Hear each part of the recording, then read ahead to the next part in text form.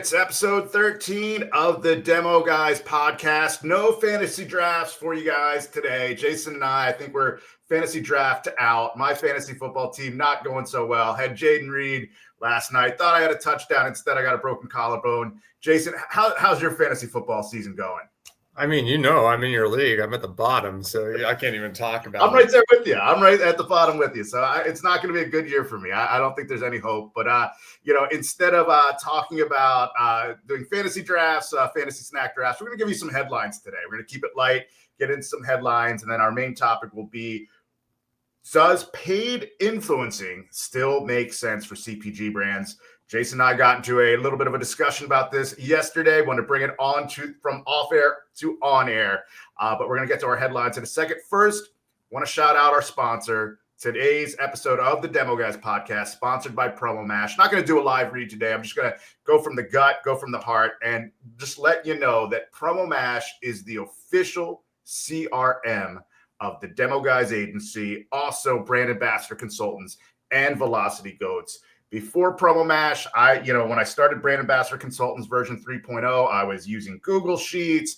I was trying to create these, drives where I could share photos. I was getting photos texted to me from brand ambassadors. Was trying to put together analytical reports that were very rough around the edges and were sometimes nonsensical. But thanks to Promo Mash, I am able to serve my clients in the best possible fashion, give them the best possible experience, and my brand ambassadors the best possible experience as well. They approve of Promo Mash. So make sure you check out Promo Mash at promomash.com. But Promo Mash is not just for CRM and field marketing. Yuval, the founder of Promo Mash, and I can speak with this, openly because he's transparent about it. You should follow Yuval on LinkedIn. He's very open about this. He is a former brand founder. He, had a brand in CPG and had to shut it down. And he learned from those mistakes, and he created a platform in Promo Mash that could better serve other people in his position. He's created a whole suite of tools that can help CPG founders in various ways, not just managing your field marketing program. He's got a platform that helps with deductions, right? Deductions are a big pain point for a lot of founders out there and a lot of CPG companies in general, big and small, not just founder-led companies. And what and I believe that if done right, if you utilize it properly, the deduction platform for Promo Mash will pay for itself and then some. I've talked to brands that they had so many issues with deductions, they had to hire a person, a new employee to come in, and that's all they did. They tracked and audited deductions, and they filed appeals to deductions. And I talked to one company, they said that it was no small salary to bring that person in, but after a year, they looked at the numbers, and that person more than paid for their salary. And with Promo Mash, you're not going to have to hire someone. You're not going to have to hire a full-time employee and onboard them and go through, getting them health benefits and answer the question of 401k match and things of that nature. You can just outsource it and work with Promo Mash. Promo Mash also has a platform as well that manages, tracks trade spend. A lot of brands out there, they're putting a lot of money towards their trade spend, but when you ask them how much of each dollar invested into what percentage of each dollar generated in revenue, how much of that is what percentage of that is going towards trade spend? And some brands can't answer that question. If you can't answer that question, you need to go to promomash.com, check out all of the tools they have. It can be a game changer for your brand. So that's what I've got to say about Promo Mash. So thank you, Promo Mash, for sponsoring this episode. Right into the first headline, Jason. Yeah, this is something that you definitely wanted us to discuss, and it's a good topic. Is Pepsi making all the wrong moves? It's kind of an interesting situation with Pepsi being very active in the merger and acquisition department. Here's a graphic that's showing you just a summary of some of the moves Pepsi has made. They acquired Poppi, they acquired Siete, they acquired Sabra. They made a very massive strategic investment into Celsius Holdings. Can these moves save Pepsi, Jason? I don't think so. And the reason why I say that is, I'm just going through history and being in the industry as long as I have. I've seen a lot of this happening, and obviously I know Pepsi bought Izzy because I was part of Izzy when it happened, and I don't see a big presence of Izzy soda anywhere anymore. In fact, if I mention Izzy soda, most people just look at me with a blank stare, which is crazy because when I was with Izzy, it seemed like everybody was talking about Izzy. But that seems to be the case in a lot of these brands, including ones I've been part of. And when they do sell to these big conglomerates, CPG companies, they get lost in the shuffle. They're small, their top line revenue from these brands isn't enough for them to justify putting a big investment into building them up until hopefully organically something happens. And I don't know, you definitely lose a lot of the passion behind those brands when they get those kinds of sales and investments, I found. And as you've seen even with Coke, with Honesty and some of the, and a lot of brands with these big conglomerates, they just get discontinued or they just fall apart, or, I hope that I'm wrong. I really hope that Poppy, and especially Siete Foods, who I'm a big fan of, can carry through and continue building. But, from what I've seen, I'm already a little worried about it. And there's a saying that goes, you cannot kill what you did not create. But I don't think CPG corporations subscribe to that theory and that saying. You touched on it, Jason. A lot of the big corporate conglomerates, they've acquired these better for you brands, these insurgent brands, only to really not do right by them and not take full advantage of the investment that they made. And I wonder if there's resentment towards these insurgent brands coming in and changing the natural order of corporate CPG. And these corporations, they acquire the brands, and quite often they just besmirch everything that made that brand great. And I'm going to use a very vague reference, and most people are going to be like, what's he talking about? But if you're a pro wrestling fan, like I was back in the day, you remember possibly the feud between WWE and WCW, and each company had their own superstars. And Vince McMahon at that time was the founder and chairman of WWE, and he would go after the top free agents from WCW, and these were guys that did very well in another organization. They made Ted Turner a lot of money.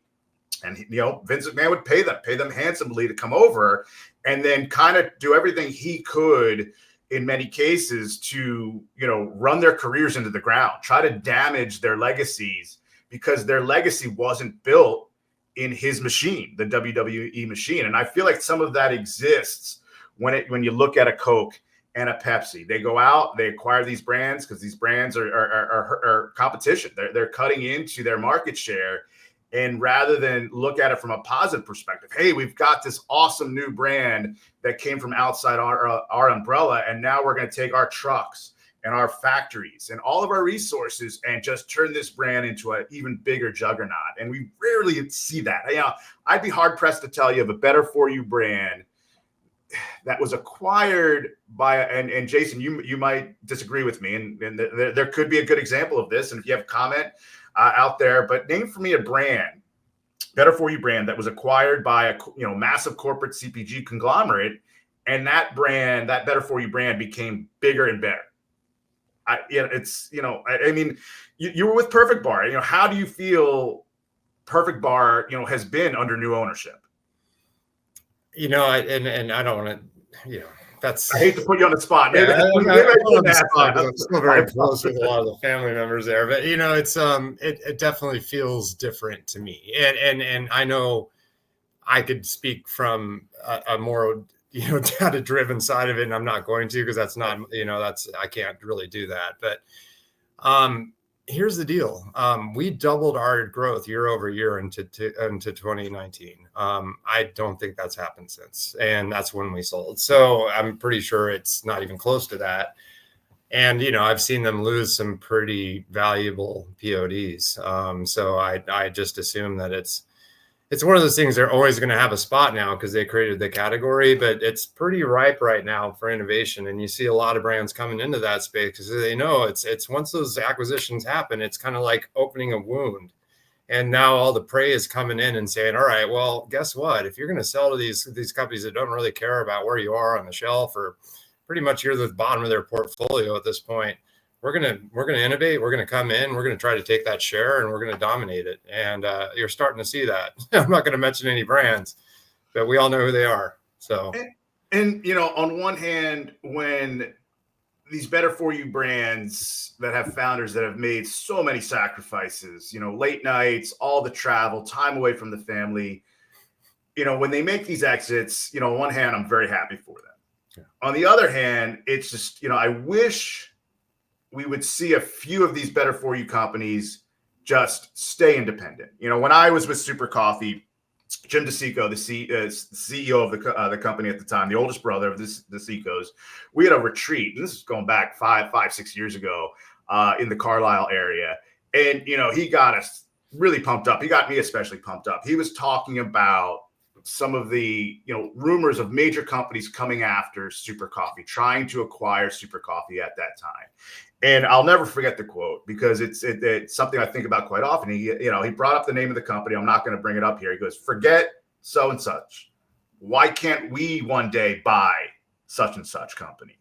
And that really kind of got my head turning. It's something I think about, and I feel like some of these companies out there, if they just had the stamina, if they could just keep going and push through, they could be the new Coke. They could be the next Pepsi. They could be the next Frito-Lay. But when you sell, you just cut your legs out from under you. And we need some of these independent companies to stay the course and continue to grow and start to break up the corporate control of our food supply, which leads us to our next topic, Jason. Our next headline: Will a split save Kraft Heinz? And just to kind of show you here's a graphic we've got about highlighting the split. Kraft Heinz announced this over a week ago. They are intending to split their company up. And this graphic here will show you where, how the split's going to work. They're going to, create one company where it's sauces. And then you're going to look at the North American Grocery Co., which will include Oscar Mayer, Kraft Singles, and Lunchables. This is a company that is a major corporate conglomerate, but has been struggling mightily. And, I have my theory as to why it's struggling mightily. But, Jason, I want to get your thoughts on that split. Is, Kraft Heinz, their sales have been sagging. They were talking about going out and making strategic acquisitions. We really haven't seen that. Now they're talking about splitting the company up into two. Can the split save Kraft Heinz? The split could save Kraft Heinz only if the movement that's happening right now was to completely dissipate and everyone just went back to eating whatever they thought was available and they didn't care about the ingredients. And that's just not going to happen. We have an educated younger generation coming up who are looking at labels a lot more frequently and paying attention to what they're eating. And there's so much more knowledge out there thanks to social media that people are being a lot more selective. And I'm telling you right now, I know those brands well. And I don't look at those products when I go to the grocery store. I shun them. I am not a fan of Velveeta. I don't know what it is. I don't even think it's food. It's just those things are destined to disappear in the new world, I should say, in the new CPG economy. And you know what? Don't let that door hit you. It's been kind of a disaster for our health in America, and it's time for a change. So I'm sad for the people who work for those companies because I know it's going to be a long journey to the bottom. But I also am grateful because now we have brands coming on that I do believe, Sam, can get to that level where they can start saying. And it kind of happened with Celestial Hain back in the day. And I always thought to myself, why don't more companies do this? Like these big, better for you CPG brands like an Olipop in today's world and Lesser Evil and stuff. Why don't they just collaborate and say, look, we're going to take all the big boys down. We've got the favor. We've got the clientele coming in and we're barely even big enough in household penetration yet to even talk to Coke or Pepsi. Yet our sales are far beyond their growth, right? So I know I'm just talking in circles here, but at the end of the day, I truly believe that we're into a shift now, and it's going to be really hard to stop it. Well, the Kraft Heinz struggles should be a beacon of light to a lot of better for you brands out there that, hey, we're having an impact. Better for you brand founders, you're having an impact. Kraft Heinz is struggling because you're making products the better way. And there's more and more people that are becoming educated about what they're putting into their bodies. And Kraft Heinz has been very slow to pivot from using horrible ingredients. And now we have someone in government, and I'm not trying to get political, but RFK Jr. he's been very outspoken. And even before he was part of the current administration, he made a living suing companies that were harming the environment, putting harmful ingredients in food and harming people. And he's been very vocal about what he wants to set out to do. And Kraft Heinz, when you're still using corn syrup and high fructose corn syrup and things of ingredients of those nature, it's and you're slow to pivot from that. It's going to be a huge problem going forward unless you get ahead of the issue. And I don't think Kraft Heinz has gotten ahead of the issue. And it's interesting. We asked that question: will a split save Kraft Heinz? And you've got Warren Buffett saying no. He's saying he does not. Warren Buffett is the guy, head of Berkshire Hathaway, that put these, the conglomerate together back in 2015. And Kraft Heinz, they announced the split, and then shares fall 7%. And I think Warren Buffett knows a thing or two about businesses and the marketplace. So I don't know why Kraft Heinz didn't consult with him before they made this decision, because you're splitting you're splitting all of your bad products into two different categories. That's not the answer to save your company. So that's one thing I want to throw in there. Next headline, Jason. Nutrabolt has, a big player in the energy space, the very lucrative energy space. They are increasing their stake, and they have made an additional investment in Bloom Nutrition. Bloom Nutrition's been around since 2019. I became familiar with them through some of their supplements that they had on the shelf, but in more recent times, they've come out with a ready-to-drink energy line, and I've tried it, and the ingredients are pretty good, and it tastes tremendous. So not a surprise here that Nutrabolt would get further involved with Bloom Nutrition. The investment stake is now reported to be around 210 million. It's hard to find confirmation whether or not Nutrabolt now has a majority interest in Bloom, but there are rumors that with this additional investment, Nutrabolt now will have a majority stake. And it goes to something we discussed, last week, Jason. We talked about the energy category, one of the biggest categories in all of CPG. And it's just proliferated with a lot of options that have harmful ingredients. And I'm not saying Bloom's ready to drink energy drink is perfection when it comes to ingredients, but when you compare what's out there, especially you compare it to what the Nutrabolt's core line of energy products, Bloom Nutrition is indeed a big pivot for them and a step in the right direction. So any thoughts on that? I'm gonna let you have that one. I'm just not a big energy drink drinker, I should say.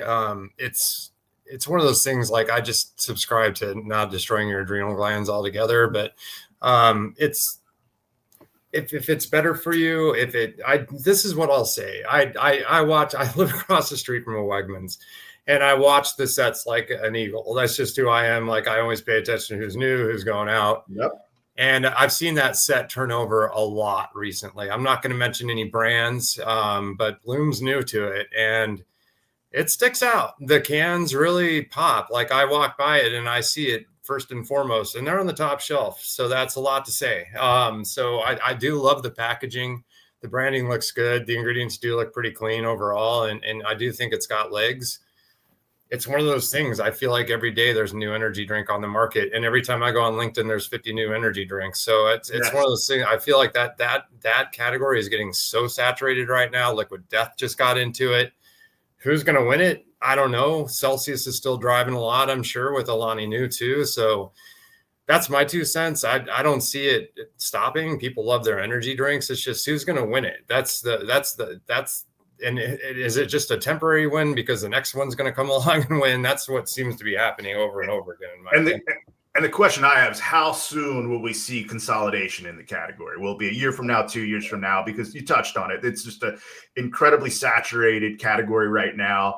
and there can only be a few winners. Not every brand can win, and a lot of them are in startup mode. They're able to spend right now, but eventually that money will run out. And when it does run out, if they don't have enough market share, the investors in the investment community, they will stop funding the existence of those companies. So I do think in the next couple of years, we're going to see a lot of merger and acquisitions in the energy space, and we'll see some brands just fall by the wayside completely, because there's only so many brands that that can be absorbed into another company.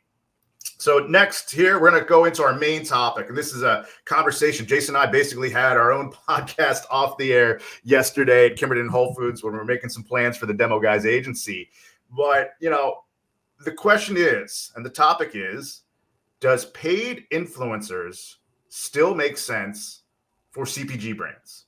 Jason, you had a lot of opinions yesterday. I wanted to get those kind of on the air and in front of our listening audience of CPG founders. Wow. I mean, this is opening up a can of worms for me, just because I've been in this industry a long time, and I've seen when influencers did actually work. It was great. But the problem I've seen is now they have to disclose that they're getting paid for these influential, whatever they're doing, posts, activations and things like that. They have to be honest. And I'm sorry, when I know someone's getting paid to sell something, I lose a lot of interest in it. It's just like I see these celebrities pushing these products, which I can't stand a lot of times because they're usually not good for you, on television and commercials. And I'm thinking to myself, man, they're not consuming it. And that's how I feel now. Like, is the influencer really consuming it? Is it something they really care about, or are they just getting a paycheck? So that's where my 2 cents come in.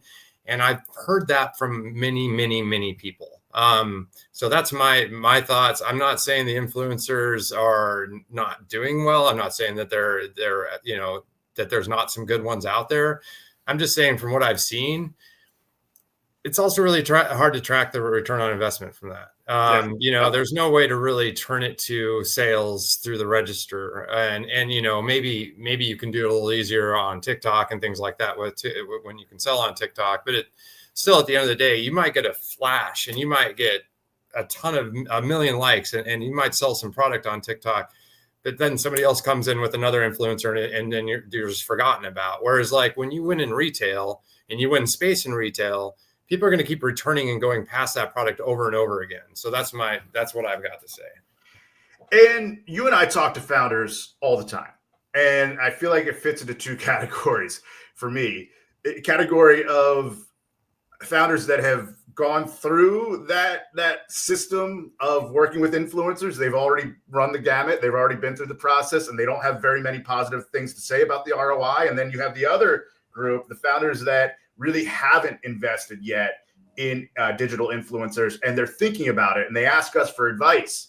And quite often I tell them, hey, look, I'm not an expert on influencing, but I've talked to other founders and I've worked inside of brands, and I've never heard anything positive when it came to the ROI. And, if you're a founder out there and you have a different experience, positive experience, we'd love to hear from you. If you're watching live, drop a comment here on LinkedIn, or, send us an email, send Jason and I an email and let us know, because we want to, hear all sides to it. And some people, Jason, they might say that, like, you and I are biased, that we would say, hey, founders out there, you really want to curtail your investment in digital influencers, and really where you want to be is field influencing, aka sampling demos. And some people might say that you and I are biased towards that. We both own demo agencies. But here's the thing, Jason, with your background, you've been in the industry longer than I have. You've not just been a field marketer. You've served different roles in this industry. You've worked on the sales side. You've worked as a broker. You've even worked on a grocery side. So you've seen it from all angles. And your belief, to me, in the power of demos and the benefits is very organic. It's not a biased view. It took years of trial and error until you got to that point. What were some of the seminal moments or the key learnings that, with all the different ways to market a brand and build a brand, what led you to the such a strong belief that demos were the way to go? The pandemic. It completely changed everything that I learned so much from 2020 to 2023, not doing demos as much, right? I had to pull back. Demos pretty much went away, and I had to learn a lot more about shopper marketing and what other tools I had in my chest to really try to create trial and awareness, especially for smaller emerging brands. And here I am. My first position after Perfect Snacks was with a tin fish company called Safe Catch. And, I was able to add 14,000 points of distribution in 9 months. Like I know how to attack. I know how to talk to category manager. Like I know how to talk to people in stores. I can get people to buy stuff. It's just what I can do. The problem is they had me investing in all these programs for shopper marketing. Like I'm just going to throw some out there. With Acme and Albertson Safeway and just some of the other like Giant Ahold, things like that, like gas rewards, all these things, and big spends. Yeah. And I'm not seeing anything coming back after yeah, sure, we sold a decent amount of product, maybe more. We definitely got a lift from it, but then you're watching the data, and if you're not tracking your trade like Promo Mash does, first and foremost, you're going to lose. But what I was seeing is this bump, and then right back to the plateau, and really no baseline growth at all. And the one thing I've always, and this is what I love about Promo Mash too, and I'm going to call out Promo Mash again, is they offer an addition to the platform called Crisp. With demos, you can actually track your baseline from the start. Yeah. And consistently watch the growth on your baseline sales continue up. So it's not a biased view. It's just a data-driven view. It's just most of these data analysts are going to sell you on all these other programs because nobody wants to have to go out to the store and actually sell your product. They don't want to have to sacrifice their weekends. They don't want to have to sacrifice their own time. So then you have to hire brand ambassadors and things to do that, which are probably the most important, influential person in your brand at that time. Why? Because they're interacting with hundreds of people every day in the store, and it's your brand that they're representing. And those are the people that get no attention at all and no love, and they're paid $25, $30 an hour. And at the end of the day, when the company gets to this growth thing, they're gone. And that's why I created Velocity Goats, and that's why I'm doing the Demo Guys agency with you. I do not need to prove anything anymore. I don't need to come in here and try to make a ton of money. That is not the goal. I want to help these small brands that spend all this money on all these other things that don't drive trial and awareness, and just show them, look, it's a real simple strategy. It's not easy to execute, but when you execute it at a high level, there's absolutely nothing that's going to build your top line growth and your awareness and your velocities and start generating revenue than demos. And if you can't invest in that and you have a very small budget, start really small, start local, start with 5 stores. It doesn't matter, because when you start going deeper, it gets a lot easier to go wider. Sorry, Sam. No problem. and to our point here that we're not biased, I don't think I'm revealing anything that's going to be shocking to people, but you and I, we've worked in the industry long enough. You get employee shares of companies. I have a vested interest in these companies doing well and hitting their marks, so that some of these stock options that I've, some of them that are fully vested now, some of them pay off. And for me, as a big believer as I am in demos, if a brand that I have stock options in has found, a new way to grow their brand, and whether it be shopper marketing, digital marketing, if that's what's driving growth, I'm all for it. Yeah, absolutely. I want my investments to pay off. We have a lot of people that listen to us. They may just be sales managers, but still have stock options too. A lot of people in our industry, that's how compensation works, is through stock options in addition to salary. So, I am open to anything and everything that could generate income as a shareholder. But it's getting crazier and crazier in terms of the ability to grow a brand inside of a store. And influencing was very big during the pandemic. It was very big, but that was when people were stuck in their homes and were doom scrolling and were on their phones constantly. And once everything opened up, then we saw the power of the influencer start to fade away. And I think there's only a handful of true influencers in CPG. And those are the ones that, if I was going to recommend a brand work with, those are the ones that you really do want to work with. There might be only 4 or 5 of them that really can truly have an impact, but they're not going to be cheap. And the other thing that I have concerns about, sometimes these influencers, Jason, they contradict themselves at times. And, once they're out of contract with a brand, there's nothing to stop them from now promoting a competing brand. Yeah. So the authenticity it doesn't exist there. And I believe demos are the way to go. Brands, I'm telling you, you want to hit all these different categories because you want to diversify your marketing plan.